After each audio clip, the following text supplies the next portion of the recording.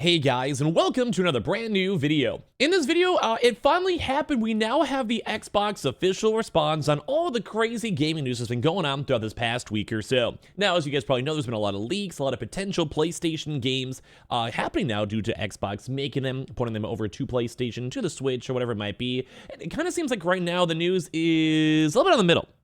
Where on the, some games are coming, some are not. We don't necessarily know the future of the Xbox, but we kind of have a little bit of a rough idea, and I think some of the people are kind of overblowing the news a little bit, myself maybe included, because I always get talked about the speculation, the fun stuff, so that'll be my excuse, but it's kind of intriguing to know that we now have the official statement over here from Microsoft where there are Xbox games coming to PlayStation and the Switch, and we'll have a lot more to go talk about throughout the video, so if you guys will stay tuned, relax, and enjoy. Make sure you guys are subscribed. If you guys like topics like these, we have the Twitter and Twitch room down below if you guys want to go hang out over there and sign up for Webull, deposit any bit of money, you guys get a bunch of free stuff. You know, I've had a lot of you folks actually doing it. So let's go dive on into the video itself. So, as I mentioned, the big kind of clamoring going on over here when it comes to gaming news is Microsoft is like losing the Xbox. Microsoft is going to be, moving every single game now to PlayStation. And it seems like some of it was true, some of it was false, and we'll get more information over time. So right now we're having like a lot of information on this one where Microsoft has now 4 Xbox exclusive games that are now coming to the PlayStation 5 and the Nintendo Switch. Microsoft is starting off with just 4 games though, but there could be many more in the future. So a lot of folks are kind of technically like right in terms of the future of Xbox, being a little bit more like, more loosey-goosey, being the cool uncle, having a chance to throw some freebies. But it doesn't seem like every single game is going to be coming to other platforms, which could also make sense. You have to have some sort of like, right towards your console and your exclusives. You're also paying money for it, so why spread it on out? But it does also kind of seem like they're loosening up their stance on exclusives to maybe at least test the waters or kind of just see how reception is, and that makes a lot of sense. So, it's official where Microsoft is bringing some Xbox exclusive games to PlayStation and Nintendo Switch, which I think my high level for this, and I want to hear your thoughts down below, I think this is good. I like the idea of, like, say, the PlayStation, the Switch, the Xbox, all kind of sharing games. Maybe, like, a good alternate route would be kind of sharing, like, the mid-tier games. So think like a Helldivers. Like, you still want to maybe have that be an exclusive, but maybe bring that to, like, let's say Xbox over time. It'd be a fun game, we can see it. Or a good example is like Palworld. It's not necessarily an Xbox game. They have, like, a little bit of a contract, it seems like, with Game Pass, etc. Like, I think that's cool. And then over time, these games will go to other platforms. So if you really want to play it or check it out, you may not have the initial fun, like, 6-month or 1-year launch period, but you can still get to go enjoy the game either way. Now, part 2, that would also be kind of fun to have, like, those kind of mid-tier kind of games. Say, maybe, like, Hellblade. Like, I would probably put round Hellblade down to a bit of a lower tier. Or something like Stellar Blade, which is, like, a PlayStation 5 exclusive, and at a certain point, you can put those towards other consoles. I think that seems okay, too, as well. So, basically, Xbox is bringing some of these exclusive games to the PlayStation and Nintendo Switch. It has a part of a broad strategy shift inside Microsoft's gaming's business to grow games beyond just the company's Xbox console, which I think is smart. You want to go and expand out your publishers. You want to go get more people playing your Xbox games, expand the brand. I think it's smart. Stating, we've made the decision that we're going to take 4 games to the other consoles, reveals Microsoft Gaming CEO Phil Spencer on the official Xbox podcast. Bizarrely, Microsoft is refusing to name the 4 titles, but a lot of people are kind of leaking and rumoring these, and people are expecting maybe more in the future. But the company says their 2 are community-driven games, and then 2 are smaller titles. Sources familiar with the Microsoft plans tell me the first 2 titles will be Hi-Fi Rush and Pentiment, and then followed by Sea of Thieves and Grounded. And I think this makes sense. Like, Grounded was a fun, cool game. It's not like a huge Xbox exclusive, but it was a good game. It was a good experience. And then same thing as well when it comes to Sea of Thieves. Community game makes sense.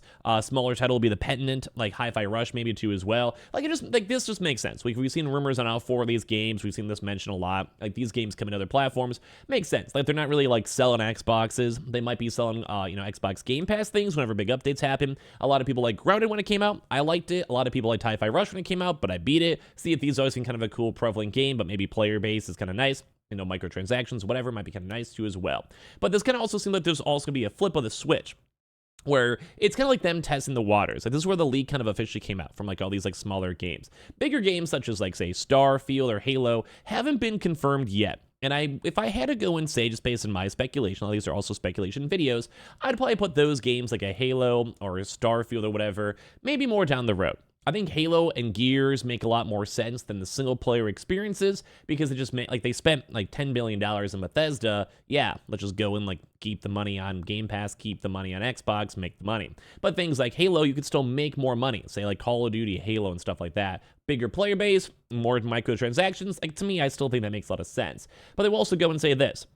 He also thinks there will be a fewer console exclusives across the industry over the next decade, which also might be alluding towards what I'm trying to go and say. Like, they might either try to go hit multi-plat a little bit more often, and as well maybe try to just, expand out the gaming sphere in a whole. I do have a fundamental belief that over the next 5 or 10 years, exclusive games that are exclusive to one piece of hardware, are going to be smaller and smaller parts of the game industry. Says Spencer on the Xbox podcast.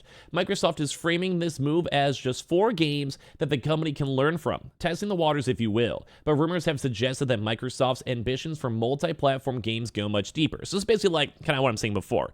It's like the testing of the waters. They're trying to get a few different games on different platforms, see if people like them, see if people buy them, see if people enjoy them, and they kind of go from there. They're saying the rumors have suggested that Microsoft's ambitions for multi-platform games go much deeper. Starfield was rumored for PS5. They even reported this earlier on this month themselves, saying that they've also been considering launching Indiana Jones. Once again, none of these have been confirmed, but it's kind of like I said, I think it's kind of like testing the waters and seeing.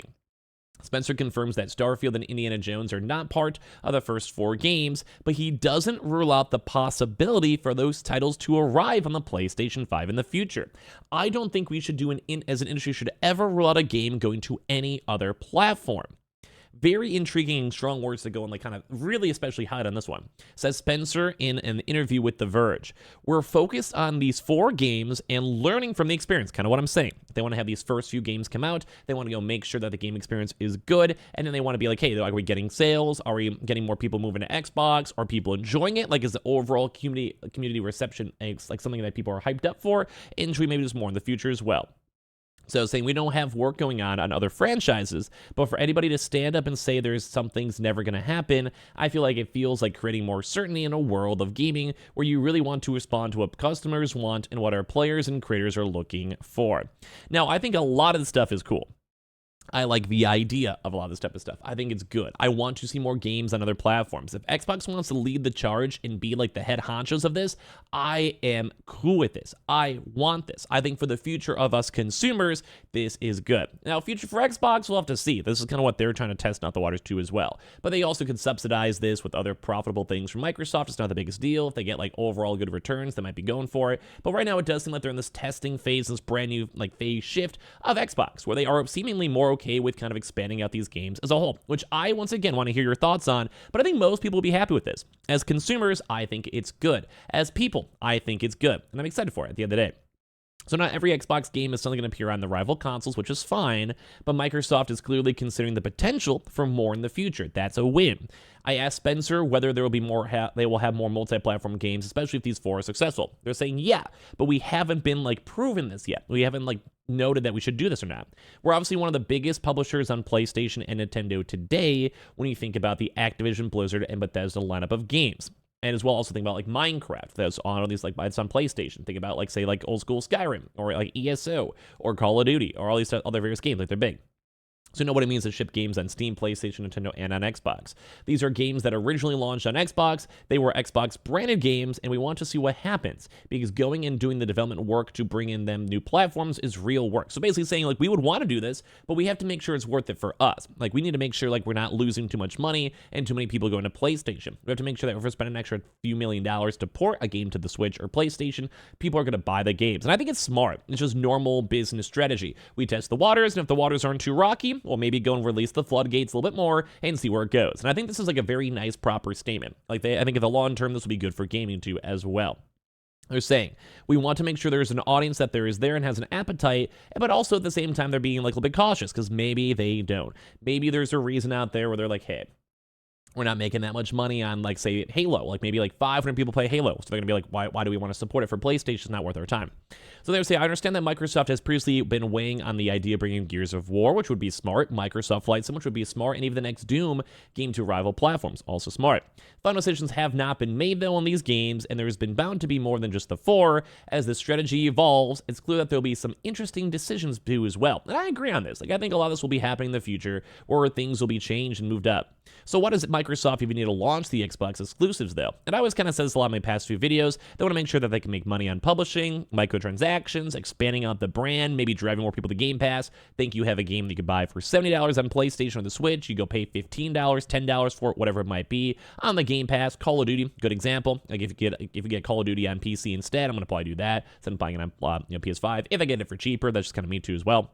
And of course, they also want to make sure their expansion for, like, say, things like Game Pass and Xbox as a whole is also going big too as well. Saying Microsoft is now seizing the opportunity to put its games elsewhere, or Xbox everywhere, as the company refers to internally, which is good, is expanding out the company. We're making these decisions for some specific reasons, says Spencer. We make every decision with long-term health of Xbox in mind, so think more of like 15, 20, 30 years, which means a growing platform, our games performing, building the best platform for creators, reaching as many players as we can. We're always looking to learn as a leadership team and to grow. And we think that this is an interesting point in time for us to use what some of the other platforms have right now to help grow our franchise. Probably more so based on, like, let's say, player basis. That's be my guess as well. Xbox fan reactions will inform Microsoft's next steps. I will always take the feedback from our most ardent fans very seriously too. And basically they're just saying, like, hey, if, like, we're going to be making stuff, go buy. You want to go and buy our new future hardware? Go and buy it. You want to go and get this random game? Go and buy it. You want to go and support Game Pass? Go get it. And whatever you're spending with your money, we're going to go and support. So people really want PlayStation to have these games. If they're buying it, they're going to get it. And I think overall this is a very, very intriguing too as well. Like, they're probably just going to say, like, what's it going to do? What's their long-term goal? I just want to make sure it's like a big brand rather than just a console at the end of the day. But I think this is a huge change overall. So I want to hear your thoughts and comments. Like, do you guys want to play these games on PlayStation? Do you guys not want to? Let me know in the comment section down below. Follow the Twitter, follow the Twitch. Let's sign up for Weeble, get that free affiliate money, and I appreciate you guys all so much for watching in the first place.